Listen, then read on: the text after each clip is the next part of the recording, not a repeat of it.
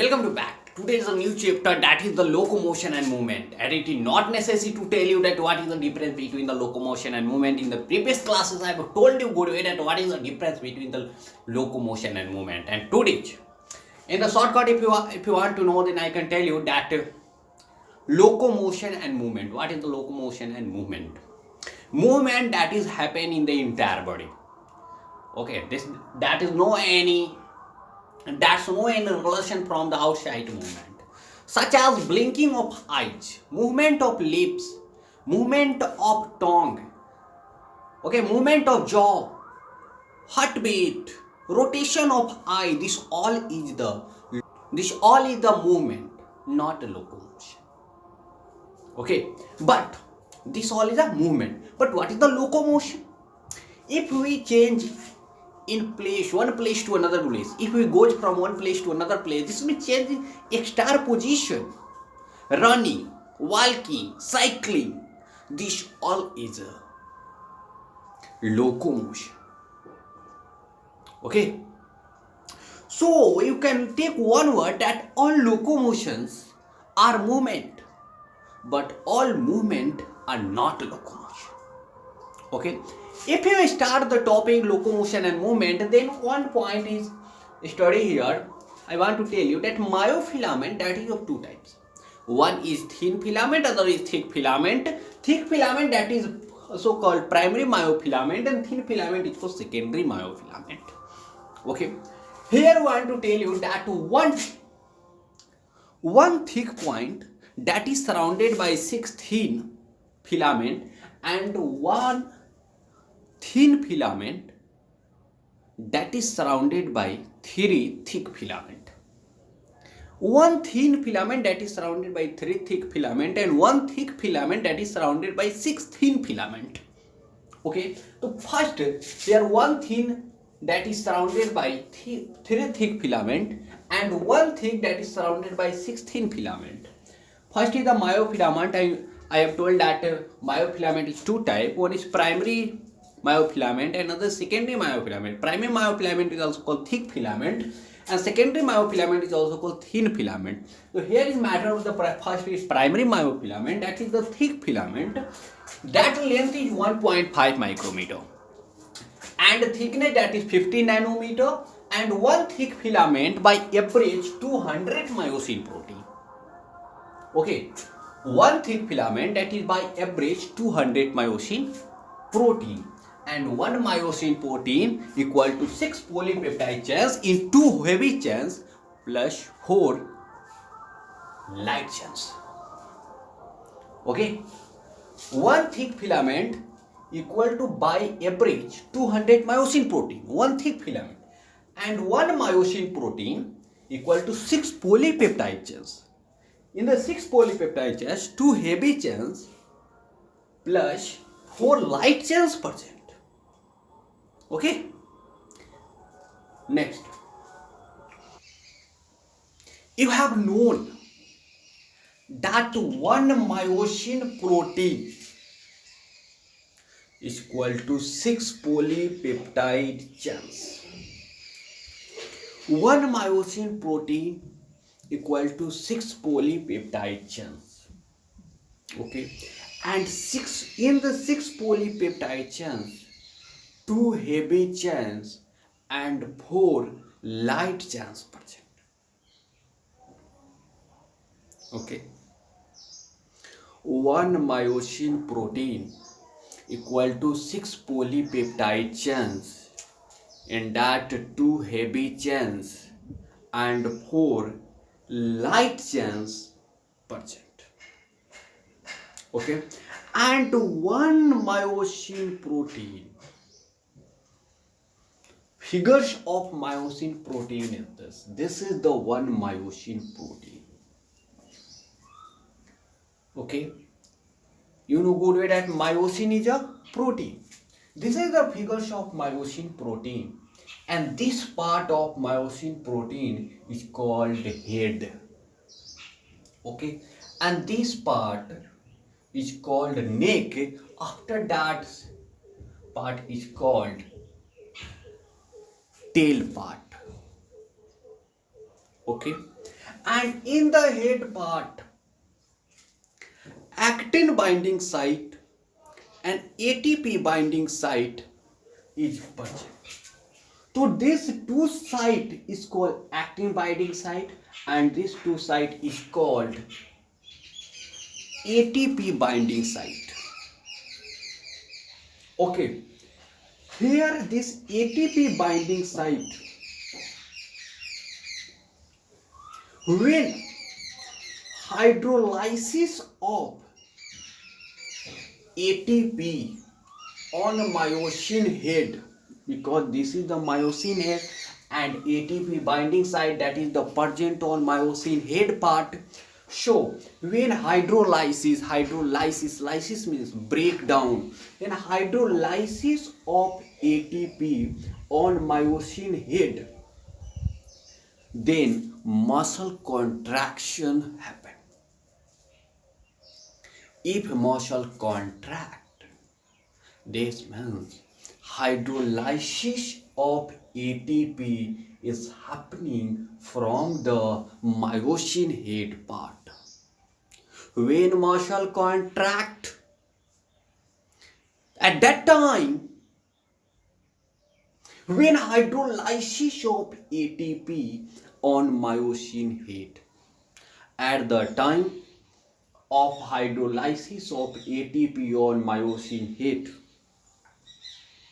when hydrolysis of ATP happen at a time, muscle contraction happens.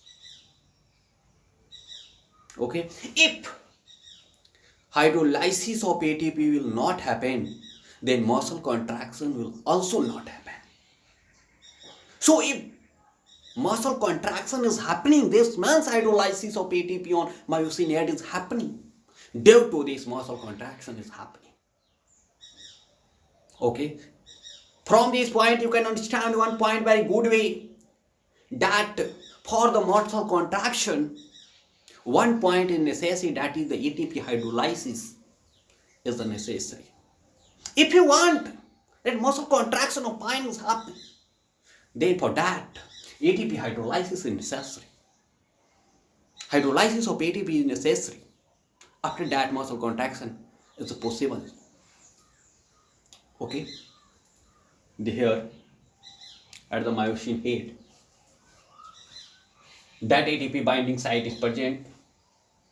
This hydrolysis of ATP on myosin head, then muscle contraction has happened. And when fresh ATP binds on myosin head, fresh ATP binds on myosin head. Okay, this is the ATP binding site.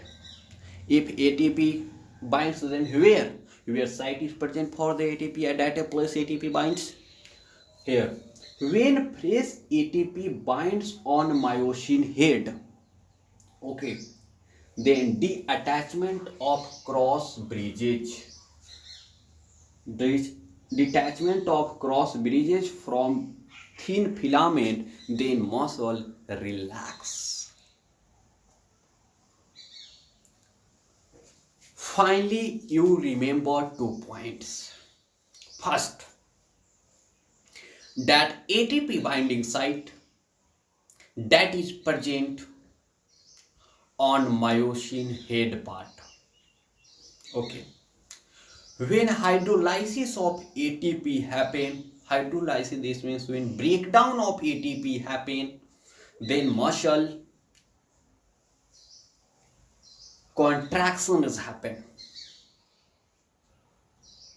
Okay, when hydrolysis of ATP happen, from where?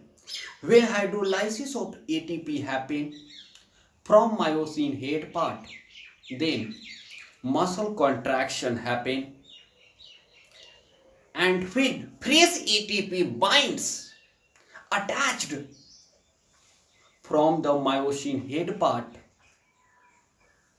at that time muscle relaxations happen. Okay, if you want that muscle contract, then hydrolysis of ATP is necessary. If you want a muscle relaxed, then fresh ATP binds on myosin head is necessary. Okay, next point, that is, this is the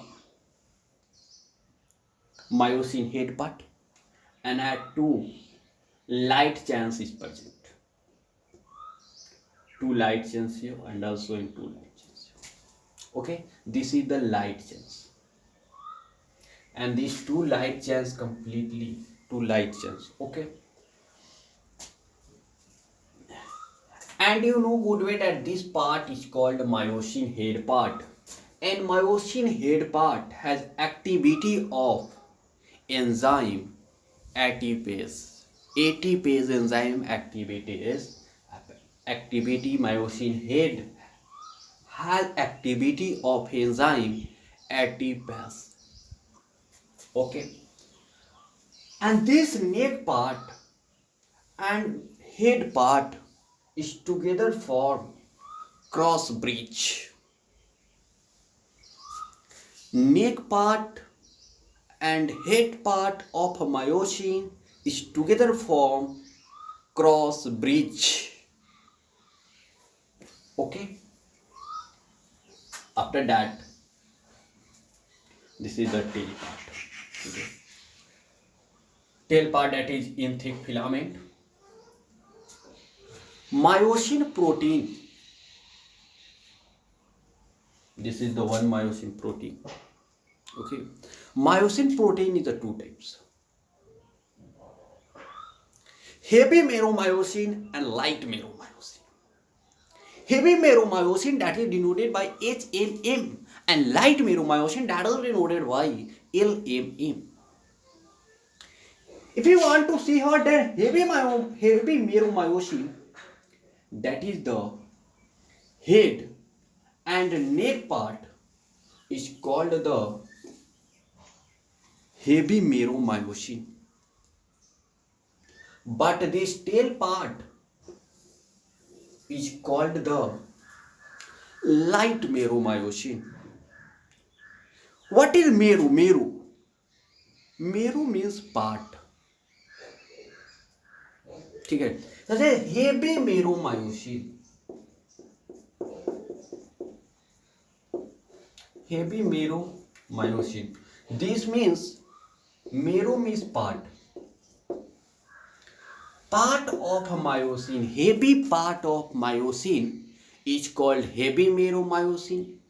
Light part of myosin is called light meromyosin. So heavy part of myosin is the head and neck. So heavy meromyosin is head and neck, and light meromyosin, that is the tail. Okay, heavy meromyosin, that is head and neck, and light meromyosin, that is the tail. Heavy part of myosin is called heavy meromyosin, and light part of myosin is called light meromyosin. Okay, when ATP hydrolysis is happen, that time muscle contraction is happen, and when ATP binds, fresh ATP binds on ATP binding site, then muscle relaxation is happen. Okay, and that ATP binds and hydrolysis happen from where? From the head part of meromyosin. Okay, that place is head part of meromyosin.